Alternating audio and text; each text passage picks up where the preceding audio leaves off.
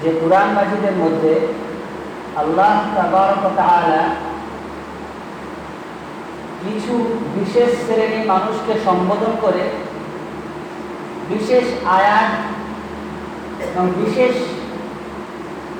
বিষয় আলোকপাত করেছেন। তার মধ্যে বলেছিলাম আল্লাহ ইহুদিদেরকে নিয়েও আলোচনা করেছেন, নাসারাদেরকেও নিয়ে আলোচনা করেছেন, মুশরিকদের নিয়েও আলোচনা করেছেন এবং মুনাফিকদের নিয়ে আলোচনা করেছেন। যেহেতু মুশরিক, নাসারা, ইহুদি এবং কুফফার এদের যে পরিচয়, এদের যে লক্ষণ, এদের যে বৈশিষ্ট্য, সেগুলি অত্যন্ত স্পষ্ট আমাদের সামনে।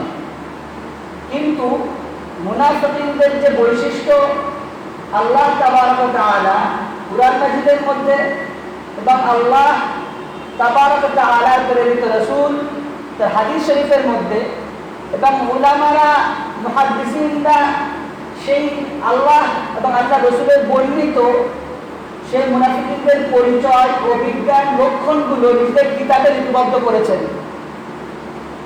তাই নিয়ে আলোচনা চলছিল। তার আগে আমি আলোচনা করেছিলাম যে মুনাফিকদের অন্যতম বৈশিষ্ট্য যে তারা মিথ্যা কথা বলে। আরেকটা বৈশিষ্ট্য আলোচনা করেছিলাম, তারা হচ্ছে আপনার মিথ্যা কসম খায়। আরো একটা আলোচনা করেছিলাম, তারা নিজেদেরকে সমাজের শ্রেষ্ঠ সম্মানিত শ্রেণী এবং বর্গ বলে মনে করে। আর যারা দিনদার, আল্লাহ এবং আল্লাহ রসুলের নৈকট্যপ্রাপ্ত, আল্লাহ এবং আল্লাহ রসুলের কাছে থাকে, আল্লাহ এবং আল্লাহ রসুলের দেখানো পন্থায় জীবনযাপন করে, তাদেরকে সমাজের নিকৃষ্ট এবং ছোট বলে মনে করে। আজকে এই সমস্ত বৈশিষ্ট্যগুলো আল্লাহ 28তম পারার সূরা আল মুনাফিকুনের মধ্যে আল্লাহ এই সমস্ত বৈশিষ্ট্য আলোচনা করেছেন। আজকে আরো কিছু বৈশিষ্ট্য যেগুলো সূরা আল মুনাফিকুনের মধ্যে আল্লাহ আলোচনা করেছেন সেগুলি আমি আলোচনা করব। তারপরে ইনশাআল্লাহ হাদিসের মধ্যে যে সমস্ত বৈশিষ্ট্য সেটা আমি আলোচনা করব। তার পূর্বে আমাদেরকে বুঝে রাখতে হবে, বুঝতে হবে এবং মনে রাখতে হবে যে মুনাফিক বলতে মুনাফিকের সংজ্ঞা কি, আল্লাহ কাকে বলেছেন মুনাফিক। আল্লাহ এবং আল্লাহ রসুলের জামানায় সাল্লাল্লাহু আলাইহি ওয়াসাল্লাম তার জামানায় দু শ্রেণীর মুনাফিক পাওয়া যেত। তার জামানায় যখন কুরআন অবতীর্ণ হচ্ছে, আল্লাহ রাসূল সাল্লাল্লাহু আলাইহি ওয়াসাল্লামের কাছে মাঝে মাঝে জিবরাইল আলাইহিস সালাম আয়াত নিয়ে আসছেন, সেই সময় দু শ্রেণীর, দুইটি প্রকারের, দুই ধরনের মুনাফিক পাওয়া যেত। এক ধরনের মুনাফিক যারা বাহ্যত মুসলিম, নিজেদেরকে মুসলিম বলে দাবি করে, কিন্তু ভিতরে ভিতরে তারা আল্লাহকে মানে না, অস্বীকার করে। আল্লাহকে মানে না, তার ভিতরে ভিতরে কি উপর আল্লাহকে অস্বীকার করে। এদেরকে বলা হয় মুনাফিক ইতিকাদি, ওরা বিশ্বাসের দিক থেকে, এদিকে ধর্মীয় বিশ্বাস সেখানে গলত রয়েছে। আর এক শ্রেণীর মুনাফিক, তারা আল্লাহ রাসূল সাল্লাল্লাহু আলাইহি ওয়াসাল্লামের জামানায় পাওয়া যেত। প্রথম যে শ্রেণীর মুনাফিক যার কথা একটু আলোচনা করলাম, যে বাহ্যিক দৃষ্টিতে তারা মুসলমান, কিন্তু মনে মনে তারা আল্লাহকে স্বীকার করে না, আল্লাহকে মানে না, আল্লাহ রাসূলকে মানে না। তো সেই ধরনের মুনাফিককে বর্তমান যুগে চিহ্নিত করা সম্ভব নয়। মুনাফিক দু শ্রেণীর কথা বলেছি। আল্লাহ রাসূল সাল্লাল্লাহু আলাইহি ওয়াসাল্লামের সময় দু শ্রেণীর মুনাফিক ছিল। এক শ্রেণীর মুনাফিক হচ্ছে যারা মনে নিজেকে বাহ্যিক দৃষ্টিতে নিজেকে মুসলিম বলে পরিচয় দিত, কিন্তু মনে মনে তারা আল্লাহকে অস্বীকার করতো, আল্লাহ রাসূলকে অস্বীকার করতো। তো সেই সমস্ত মুনাফিকদেরকে বর্তমানে তারাও আছে, তারাও বর্তমান পৃথিবীতে, তাদেরকে চিহ্নিত করা সম্ভব নয়। সেই সময় চিহ্নিত করা সম্ভব ছিল, কারণ আল্লাহর ওহী আসতো নবীর উপরে, নবী সাল্লাল্লাহু আলাইহি ওয়াসাল্লাম বলে দিতেন মানুষরা অমুক মানুষ হচ্ছে মুনাফিক। বর্তমান যুগে সেই প্রথম শ্রেণীর মুনাফিকদের চিহ্নিত করা সম্ভব নয়। দ্বিতীয় শ্রেণীর মুনাফিক, যাদের ব্যাপারে, যাদের পরিচয়, যাদের লক্ষণ, যাদের অভিজ্ঞান কুরআন এবং হাদিসের মধ্যে আল্লাহ রাসূল সাল্লাল্লাহু আলাইহি ওয়াসাল্লাম বলেছেন, সেই সমস্ত বৈশিষ্ট্যের মাধ্যমে বর্তমান যুগে মুনাফিকদের চিহ্নিত করা যেতে পারে। কিন্তু কুরআন এবং হাদিসের উদ্দেশ্য, কুরআন এবং হাদিসের মধ্যে এই সমস্ত আলোচনা কেন হয়েছে, কি কারণে আমরা আলোচনা করেছেন, মুনাফিকদের চরিত্রটা আল্লাহ কেন সেখানে চিত্রিত করেছেন, এই জন্যে সূরা মুনাফিকুনের মধ্যে আল্লাহ তার রাসূলকে সম্বোধন করে বলছেন, ফাহদারহুম, মুহাম্মদ তাদের থেকে সতর্ক থেকো, হুমুল আদু, তারা আল্লাহর শত্রু, তোমার শত্রু, ইসলামের শত্রু। তো যে সমস্ত অভিজ্ঞান, যে সমস্ত পরিচয়, পরিচিতি, বৈশিষ্ট্য আল্লাহ কুরআন মাজিদের মধ্যে তুলে ধরেছেন, এই জন্যে যারা হচ্ছে প্রকৃত অর্থে মুমিন, মুসলমান, আল্লাহকে বিশ্বাস রাখে, আল্লাহ এবং আল্লাহ রাসূলের দেখানো পথে জীবনযাপন করে, সেই সমস্ত মানুষরা কি করবে, তাদের থেকে সতর্ক থাকবে। আর একটা কারণ, আর একটা হচ্ছে যারা মুমিন মুসলমান, তারা যারা নিজেদের আত্মসমালোচনা করতে পারে, তাদের মধ্যে মুনাফিকের বৈশিষ্ট্যগুলোতে নেই, তাদের মধ্যে মুনাফিকের বৈশিষ্ট্যগুলোতে নেই, যাতে সেগুলো বর্জন করতে পারে। এই দুই শ্রেণীর মুনাফিকের কথা বলেছি। এক শ্রেণীর মুনাফিককে বর্তমান চিহ্নিত করা সম্ভব না, যেহেতু আল্লাহ রাসূল নেই। আর দ্বিতীয় শ্রেণীর মুনাফিকের বৈশিষ্ট্য আল্লাহ কুরআনের মধ্যে এবং হাদিসের মধ্যে আল্লাহ রাসূল বর্ণনা করেছেন। আমাদেরকে সতর্ক থাকতে হবে, আমাদের যেন সেই সমস্ত বৈশিষ্ট্য আমাদের মধ্যে না আসে। এখানে একটা পার্থক্য সূক্ষ্ম কিন্তু মনে রাখতে হবে। পার্থক্য হচ্ছে কোন মুমিন আর মুনাফিককে পৃথক করবো কি করে, মুমিন আর মুনাফিক আলাদা করে চিনব কি করে? পার্থক্য, সূক্ষ্ম পার্থক্য, সেটা হলো মুমিনও কিন্তু কি করে, মিথ্যা কথা বলে না। যে মুমিন আল্লাহর পথে থাকে, আল্লাহকে বিশ্বাস রাখে, নামাজ কালাম তখন তাদের মিত্রতা হয়ে যায়। কখনো সে মিথ্যা কসমে খেয়ে ফেলে, কখনো সে চুরিও করে ফেলে, তার দ্বারা অপরাধ হয়ে থাকে। কিন্তু মুমিন হচ্ছে সেই ব্যক্তি যে অপরাধ করার পরেও তার মধ্যে অপরাধ বোধ বিদ্যমান থাকে এবং সে কি করে, তওবা করার চেষ্টা করে, অনুতপ্ত হয়। কিন্তু যে মুনাফিক, সে সারাটা জীবন 40 বছর, 50 বছর, 60 বছর বয়স হয়ে গিয়েছে, তুই সেই 13 বছর বয়স থেকে ব্যবসা করা শুরু করেছে, এখনো পর্যন্ত কথায় কথায় মিথ্যা কসম খায়, আর কি করে কথায় কথায় মিথ্যা কথা বলে। তার মধ্যে অনুশোচনা বোধ নেই, সেটা অপরাধ যে চিরকাল ধরে পড়ে যাচ্ছে সেই বোধটা তার মধ্যে নেই। যে সূক্ষ্ম পার্থক্য, মুমিনের মধ্যে কি থাকে, মুমিন অপরাধ করার পরে তওবা করার প্রবণতা তার মধ্যে থাকে, মুনাফিকের মধ্যে অপরাধ করার পরে অপরাধ বোধ থাকে না, তওবা করার প্রবণতা তার মধ্যে থাকে না। তো সেই মুনাফিকদের আল্লাহ অন্যতম একটা বৈশিষ্ট্য কুরআন মাজিদের মধ্যে সূরা মুনাফিকুনের 3 নম্বর আয়াতে বলেছেন। একটা কি বলেছেন, ইত্তাখাযু আইমানাকুম জুন্নাতান ফাসাদ্দু আন সাবিলিল্লাহ। অর্থাৎ এর আগের সপ্তাহে আলোচনা করেছিলাম, তারা কি করে, কসমকে, মিথ্যা কসম খায়, মিথ্যা কসমকে ঢাল স্বরূপ ব্যবহার করে, যাতে তারা কি করে, তাদের যে অন্যায়, তার যে অন্যায় কাজ করছে সেটা জনসমক্ষে প্রকাশ না পায়। সেই আয়াতের শেষ অংশে আল্লাহ একটা কথা বলেছেন, ফাসাদ্দু আন সাবিলিল্লাহ। তারা মানুষকে আল্লাহর পথ থেকে বাধা দান করে, আল্লাহর পথে মানুষকে তারা থাকতে দেয় না। অর্থাৎ মুনাফিকদের একটা বৈশিষ্ট্য আল্লাহ তাআলা কি বলেছেন, তারা মানুষকে আল্লাহর পথে যেতে, আল্লাহর পথে থাকতে, আল্লাহর পথে জীবনযাপন করতে তারা বাধা দান করে। এই যে ফাসাদ্দু আন সাবিলিল্লাহ, আল্লাহর পথে বাধা দান করে বিভিন্ন ক্যাটাগরি রয়েছে, বিভিন্ন শ্রেণী পর্যায় রয়েছে।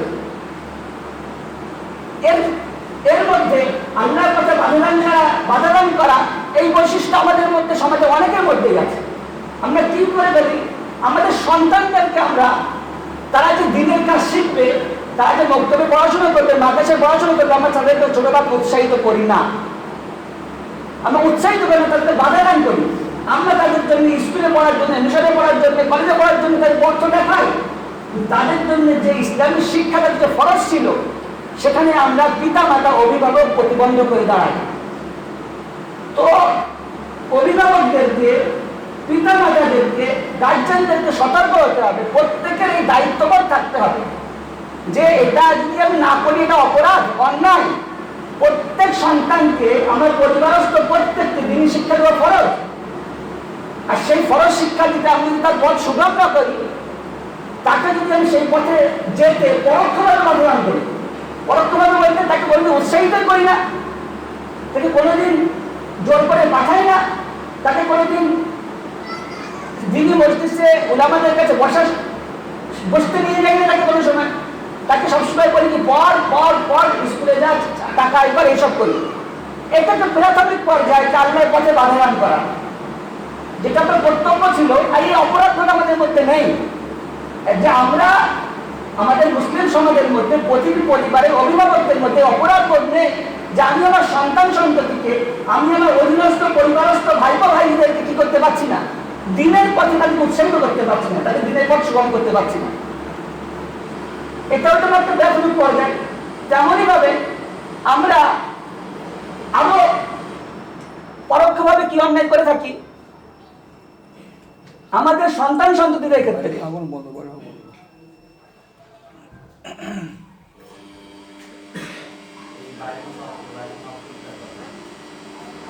আমাদের পরিবারস্থ কোনো বাচ্চা শিশু, একটা মেয়ে, সে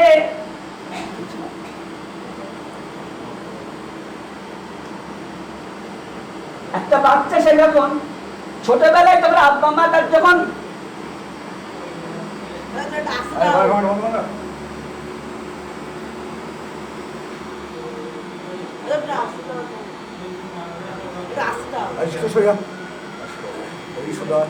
তো একটা তো প্রাথমিক পর্যায়ে কি বলেছি, তাদের জন্য যে দ্বীনি ইলম শেখা ফরজ ছিল, আমরা অভিভাবক সেই পথ সুগম করি না, তাদের জীবনে তাদের দ্বীনি ইলম শেখার পথে আমরা প্রতিবন্ধক হয়ে দাঁড়াই। দ্বিতীয়ত আরো একটা পর্যায়, সেটি হলো আমরা আমাদের পরিবারস্থ মেয়েদেরকে ছোটবেলায় তাদেরকে যখন পোশাক আশাক আমরা কিনে দিই, আমরা তাদের জন্য মডার্ন, তাদের জন্য নুসরাত জাহানের মতো পোশাক আমরা পছন্দ করি তাদের জন্য। আমাদের উচিত ছিল সে ছোটবেলার থেকে তাদের কি করা, ইসলামের পথে চলার যাতে মন মানসিকতা তৈরি হয়, সেই জন্য তাদেরকে ইসলামী পোশাক কিনে দেওয়া, তাদের এমন পোশাক কিনে দেওয়া উচিত ছিল যে পোশাক পরে তারা নিজের আব্রু, নিজের সত্য থাকতে পারে। বাড়িতে কোনো মহিলা কোনো সময় পর্দা করতে চাইলে আমরা স্বামীরা, আমরা অভিভাবকরা তাদেরকে নিষেধ করি, আরে তো দরকার কি, তো আমার মামাতো ভাই, এতো আমার ফুফুতো ভাই, এরকম করে কি করি। আমরা কি করি, তারা যে একটুখানি তাদের মধ্যে ইমানে স্ফুলিঙ্গে বেঁচে ছিল, ইসলামের প্রতি, পর্দার প্রতি আমল করার যে উৎসাহ বিন্দু পরিমাণ ছিল, আমরা তাদেরকে হতোদ্যম করি, তাদেরকে নিরুৎসাহিত করি।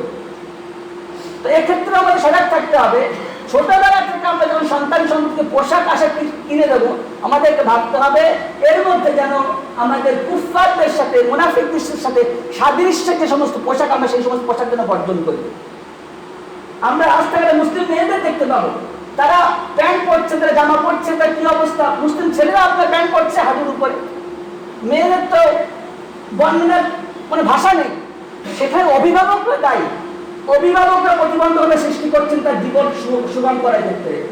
সেই জন্য অভিভাবকদের সচেতন হতে হবে, আমরা যেন আমাদের মধ্যে মুনাফিকদের যে বৈশিষ্ট্য, যে আল্লাহর পথে বাধা দানকারী, এই বৈশিষ্ট্য, এই গুণ যেন আমাদের মধ্যে না থাকে। আমাদের সচেতন হতে হবে, আমাদের সন্তান সন্ততিকে দিনের শিক্ষা দিতে পারি, ইসলামী সংস্কৃতি শেখাতে পারি। বারবার মনে রাখবেন, শুধু দিনী শিক্ষা যথেষ্ট নয়, দিনী সংস্কৃতি, ইসলামী সংস্কৃতি, ইসলামী ভাবধারা, ইসলামী পোশাক আশাক, এগুলো আপনাকে আপনার সন্তানদের মধ্যে দিতে হবে। না দিতে পারেন, হয়তো শুধু দিনী শিক্ষার চেষ্টা করছেন, কিন্তু যদি ইসলামী সংস্কৃতির মধ্যে না ঢোকাতে পারেন, তার মধ্যে যদি বোরকা পরা, নিকাব পরা, হিজাব পরা যদি মন মানসিকতা না ঢোকাতে পারেন, তার মধ্যে যদি দিনী পোশাক পরার, পাঞ্জাবি পরার মন মানসিকতা না ঢোকাতে পারেন, ভবিষ্যতে একটা এমন ভয়ঙ্কর ভবিষ্যৎ আসছে যেখানে সে আর আপনার মাঝখানে কোনো পার্থক্য থাকবে না। সে থাকবে কুফফারদের গণ্ডির মধ্যে, আপনি থাকবেন হয়তো মুমিনদের গণ্ডির মধ্যে। পরকালে হয়তো দেখবেন আপনি জান্নাতে, আপনার সন্তান জাহান্নামে। আমাদের সচেতন হতে হবে যে আমাদের মধ্যে এই গুণাবলী আমাদের অভিভাবকদের মধ্যে না থাকে, যে আমাদের দিনের পথে প্রতিবন্ধক না হয়ে যায়। দ্বিতীয় একটা জিনিস, এই আয়াতের পরে পরবর্তী আয়াত আল্লাহ বলেছেন মুনাফিকদের আরো একটি বৈশিষ্ট্য বলেছেন, যালিকা বিআন্নাহুম তুবিয়া আলাইহিম লা ইয়াফকাহুন। আল্লাহ বলেছেন তুবিয়া আলা কুলুবিহিম ফাহুম লা ইয়াফকাহুন, তাদের মনের মধ্যে মোহর লাগিয়ে দেওয়া হয়।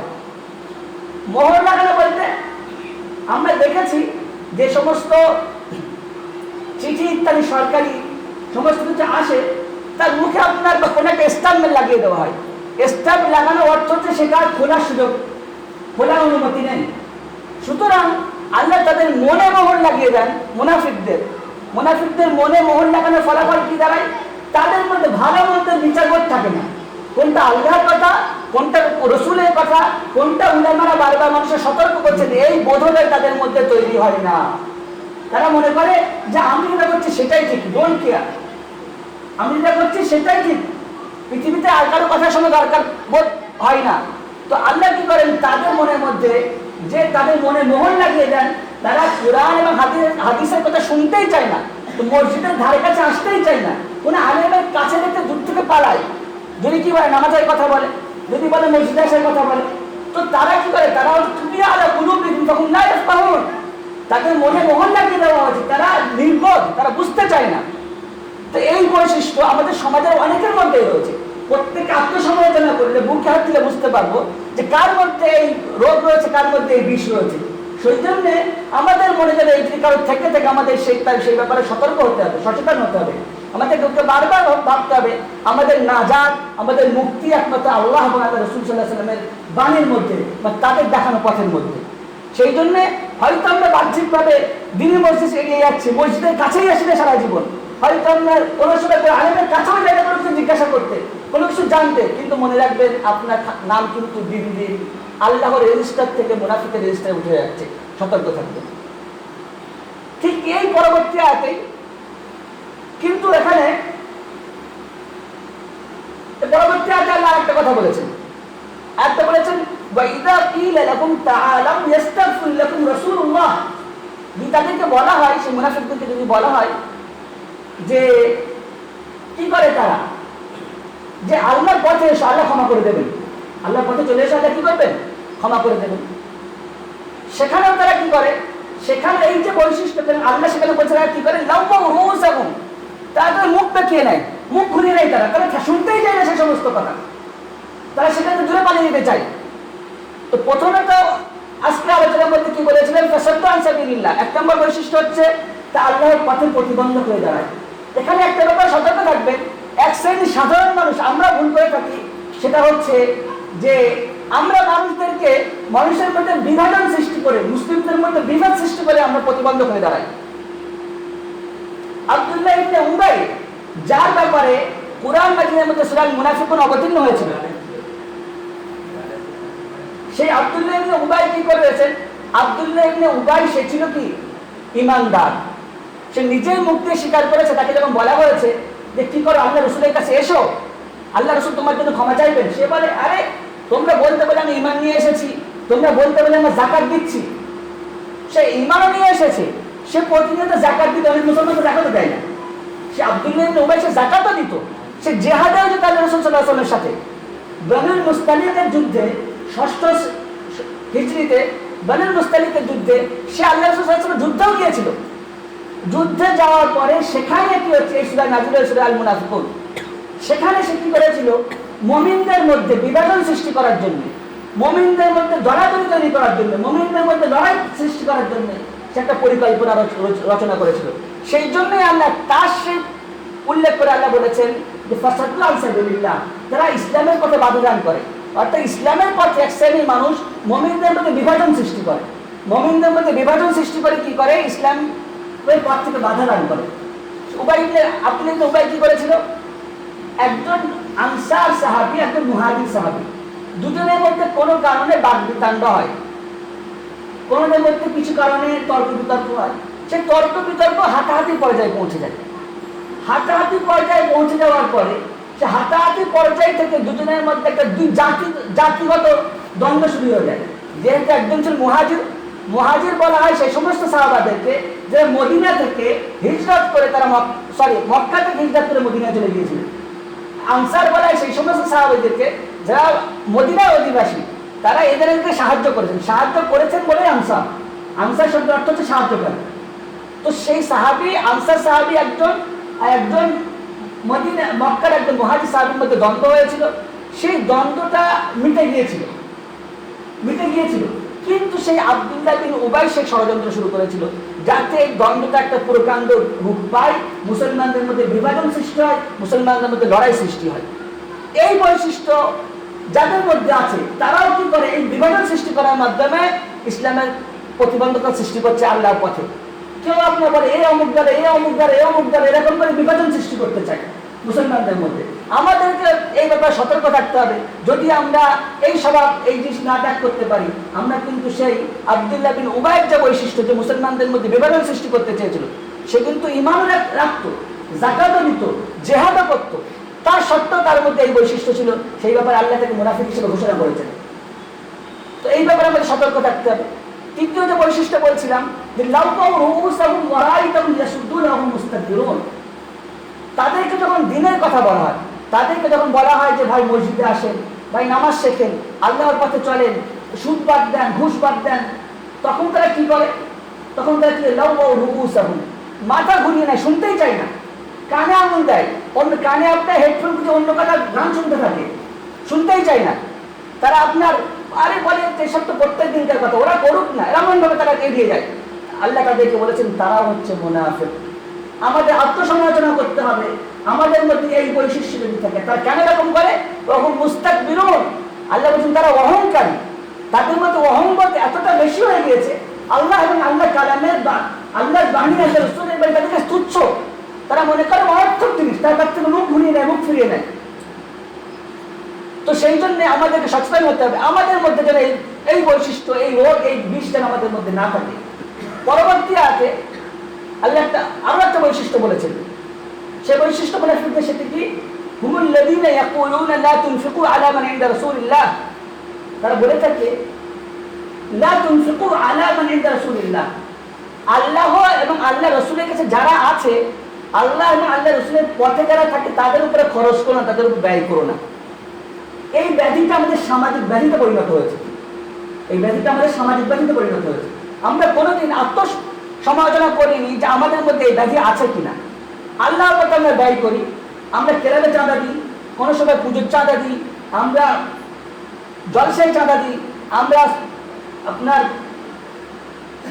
দোয়াখানির চাঁদা দিই, সবকিছু করি, মসজিদে চাঁদা দিই। কিন্তু আল্লাহ এবং আল্লাহ রসুলের কাছে যারা আছেন, আল্লাহ এবং আল্লাহ রসুলের কাছে কারা আছে? যে সমস্ত মানুষরা দিনের খিদমত করার জন্য, দিনের খিদমত করার জন্য যে সমস্ত মানুষরা তাদের যৌবন, কৈশোর, বার্ধক্য সবকিছু ব্যয় করে দিয়েছে, বিলীন করে দিয়েছে, সেই সমস্ত মানুষরা আল্লাহ এবং আল্লাহ রসুলের কাছে আছেন, সেই সমস্ত মানুষদেরকে তাদের উপরে খরচ করতে ভালো লাগবে। আর সেই জন্যই আজকে আমাদের সামাজিক ব্যাধি, আমরা ইমামদের মাইনে দিতে চাই না। ইমামদের 5,000, নিজের মাইনের ক্ষেত্রে মাসিক আয় 50,000 হয়, কিন্তু এটা মাথায় থাকে। নিজের ছেলের জন্য 1 লাখ টাকা মাসিক আয়, এটা মাথায় থাকে। ইমামদের ক্ষেত্রে 5,000, ইমামদের ক্ষেত্রে 4,000। এই যে সামাজিক ব্যাধি, এটা ব্যাধিটা হচ্ছে ওই মুনাফিকদের বৈশিষ্ট্য আমাদের মধ্যে এসছে, যে আমরা কি করবো, যারা আল্লাহ তুনফিকু আলা মান ইনদা রাসূলিল্লাহ, যে আল্লাহ এবং আল্লাহ রাসূলের কাছে থাকে, তাদের উপর খরচ করো না, তাদের ব্যাপারে যত সংকোচন করতে পারো তত সংকোচন করো, তাদের ব্যাপারে একদিনে মাইনে কেটে নাও, তাদের একদিনে টাকা দিও, এইভাবে তাদের উপরে কি করা হয়? অত্যাচার করা হয়। কিন্তু এই বৈশিষ্ট্য কাদের? মুনাফিকদের। আমরা যে নিজেদেরকে আত্মসমালোচনা না করি, আমাদের কিন্তু কি মুনাফিকের এই যে বৈশিষ্ট্য, এই কারণে আল্লাহর কাছে আমাদের জবাবদিহি করতে হবে। পাশাপাশি ঠিকের বিপরীত, এটা যেমন আল্লাহ বলেছেন মুনাফিকদের বৈশিষ্ট্যের কথা বলেছেন, তারা কি করে না? তারা যা আল্লাহ এবং আল্লাহ রসুলের পথে কাজ করে, আল্লাহ এবং আল্লাহ রসুলের দিনের জন্য তারা সবকিছু মিলিয়ে দেয়। আমরা মসজিদ তৈরি করছি, মসজিদে টাকা দিচ্ছি, আমরা মাদ্রাসা তৈরি করছি, মাদ্রাসা বড় বড় বিল্ডিং তৈরি করছি, কবরস্থান বাধা করছি, কিন্তু আমরা যারা এর ধারক বাহক, যাদের মাধ্যমে ইসলাম টিকে আছে, যাদের মাধ্যমে, যাদের কোরবানির মাধ্যমে আমরা আজকে দিন কোরআন হাদিস শিখতে পাচ্ছি, সেই সমস্ত মানুষের উপর আমরা খরচ করি না। আর আল্লাহ রাব্বুল আলামিন তাদের ব্যাপারে খরচ করার জন্য স্পেশাল একটা আয়াত নিয়ে এসেছেন। মুনাফিকদের ব্যাপারে খরচ করে না, আল্লাহ কি বলেন? তাদের ব্যাপারে খরচ করার জন্য, তাদের ব্যাপারে খরচ করার জন্য যারা আপনার দিনের কাজ করে, দিনের পথে যারা নিজেদেরকে আবদ্ধ করে রেখেছে, আল্লাহ তাদের জন্য স্পেশাল আয়াত নিয়ে এসেছেন কুরআন মাজিদের মধ্যে। আল্লাহ তাআলা কুরআন মাজিদের মধ্যে দান করার 2 শ্রেণীর দান। ইনশাআল্লাহ কোনো সময় আমরা তো দান করি, অনেক টাকা পয়সা আমরা আল্লাহর রাস্তায় বিলি করি, কিন্তু দান করার পদ্ধতি কি করলে আল্লাহর কাছে গ্রহণযোগ্য হবে, কিভাবে করলে ইনশাআল্লাহ কোনো সময় আলোচনা করব। এখন যা বলতে চাচ্ছি, যে সমস্ত মানুষরা আল্লাহর পথে নিজের শৈশব, কৈশোর, যৌবন, বার্ধক্য বিলীন করে দিয়েছে, সেই সমস্ত মানুষদের জন্য আমরা যে ব্যয় করি না, তাদেরকে আমরা অর্থ সাহায্য করি না, তাদেরকে আমরা টাকা দিই না, এটা হচ্ছে আমাদের সামাজিক ব্যাধি। আর এর জন্য আল্লাহ সূরা আল বাকারা আয়াত নম্বর 272 এবং আয়াত নম্বর 273, আল্লাহ এই দুটো আয়াতের মধ্যে কি বলেছেন?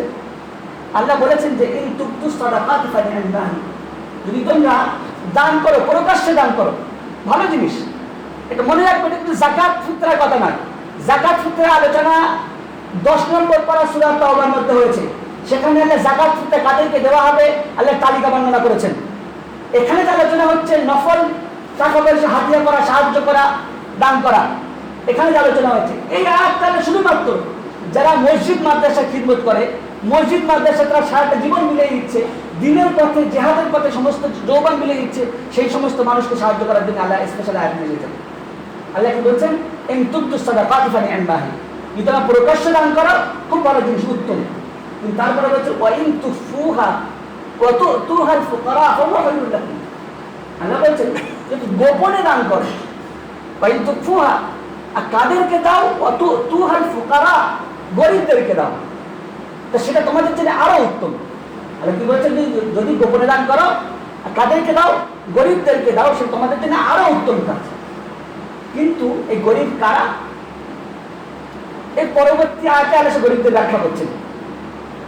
কুরআনের নিয়ম হচ্ছে যে কুরআনে একটা আয়াত আরেকটা আয়াতে ব্যাখ্যা করে, কুরআনে আয়াত ব্যাখ্যা না করলে হাদিস আয়াতে ব্যাখ্যা করে, হাদিসে ব্যাখ্যা করলে সাহাবারা আয়াতে ব্যাখ্যা করে। এইভাবে আপনার সায়েন্স অফ কোরআনের এটা হচ্ছে আপনার সিস্টেম।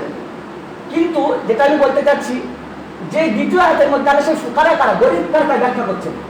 আল্লাহ কি বলছেন, চিন্তা পরবর্তী আয়াতে 273 নম্বর আয়াতে আল্লাহ বলছেন লিল ফুকারাইল্লাযীনা উহসিরু ফি সাবিলিল্লাহ, সেই সমস্ত গরিবদেরকে দাও, আল্লাযীনা উহসিরু ফি সাবিলিল্লাহ, যারা নিজেদেরকে আবদ্ধ করে রেখেছে ফি সাবিলিল্লাহ, আল্লাহর পথে।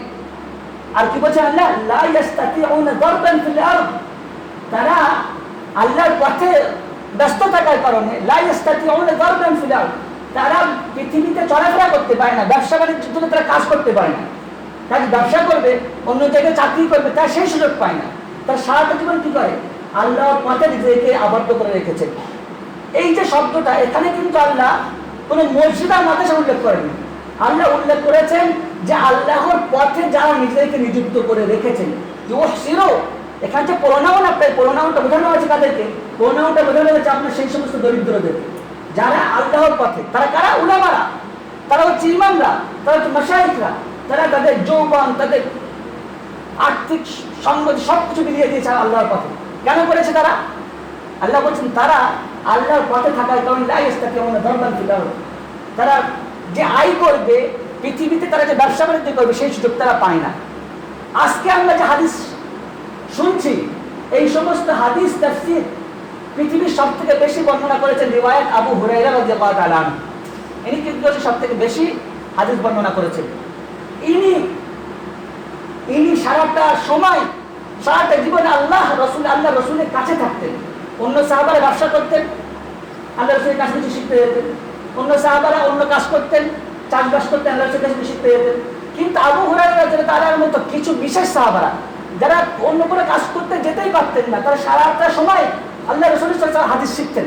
আর তারা শিখেছেন বলেই আজকে আমরা তাদের কাছ থেকে পেয়েছি। সেই সমস্ত মানুষদের জন্য আল্লাহ কি বলছেন, যে সেই সমস্ত মানুষদের জন্য ব্যয় করো, গোপনে ব্যয় করো তাদের জন্য। আর তাদেরকে সাধারণ আমরা কি মনে করি ব্যয় করা দরকার নেই এরকম মনে করি। আল্লাহ কি বলছেন জানেন, আল্লাহ আমাদের এই সমস্ত মুসলমানদের সম্বোধন করে বলছেন, আল্লাহ তোমরা মূর্খ। আল্লাহ কি বলছেন, তোমরা মূর্খ। আল্লাহ শব্দ ব্যবহার করছেন জাহিল, জাহিল শব্দের আপনার আবিধানিক অর্থ হচ্ছে মূর্খ। আল্লাহ বলছে ইয়াহসাবুহুমুল জাহিলু আগনিয়া'আ মিনাত তাআফফুফ। আল্লাহ বলছে সমাজের মুসলমানরা যারা তাদেরকে মনে করে এরা তো অভাব মুক্ত, এদের তো অভাব নেই, এই যে মনে করে এটা মূর্খ। আল্লাহর শব্দ জাহিল, ইয়াহসাবুহুমুল জাহিলু আগনিয়া, মূর্খরা তাদেরকে মনে করে তারা অভাব মুক্ত, তাদের কোনো অভাব নেই, তাদের কোনো প্রয়োজন নেই, তারা এই মনে করে মূর্খরা। কেন তারা মনে করে, যেহেতু তারা মানুষের কাছে হাত পেতে চায় না। আর কেন এরকম মনে করে, যেহেতু তারা অন্যান্য ভিক্ষুকদের মতো জোর করে কাবুলি মনে করে চায় না, ভাই দাও ভাই দাও এরকম করে না। সেই জন্য আল্লাহ তাদেরকে কি বলেছেন, সাধারণ মুসলিম সমাজকে সম্বোধন করবে, যদি তোমরা তাদেরকে এইভাবে ব্যয় না করো তাদের জন্য, তোমাদের কি হবে, তোমরা হচ্ছে মূর্খ। মূর্খ বলে তোমরা তাদের উপরে ব্যয় করছো না। আর এটা তো হলো আল্লাহ সরাসরি বাণী, আল্লাহ আদেশ করেছেন। আর বাকি যদি আমরা এই কাজটা না করি, আমরা যদি তাদের জন্য আমরা ব্যয় না করি, তবে একটা সময় আসবে আমাদের ইসলামী শিক্ষা প্রতিষ্ঠান, মসজিদ মাদ্রাসা চালানোর লোক থাকবে না, আমরা কোরআন হাদিস মানুষের কাছে জানতে পারবো না। মসজিদ হয়তো আসবো।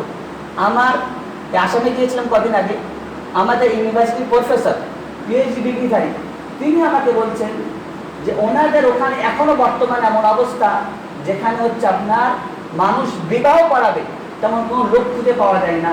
ওরা বিবাহ করায় কি বলে, কিছু মানুষ আছে গ্রামে বলে মিনহা খালাকনা মাফিয়া নুইদুকুম বলে কি করে বিবাহ করায়, কবর দেওয়ার সময় যে দোয়া সেই দোয়া করে আপনার বিবাহ করায়।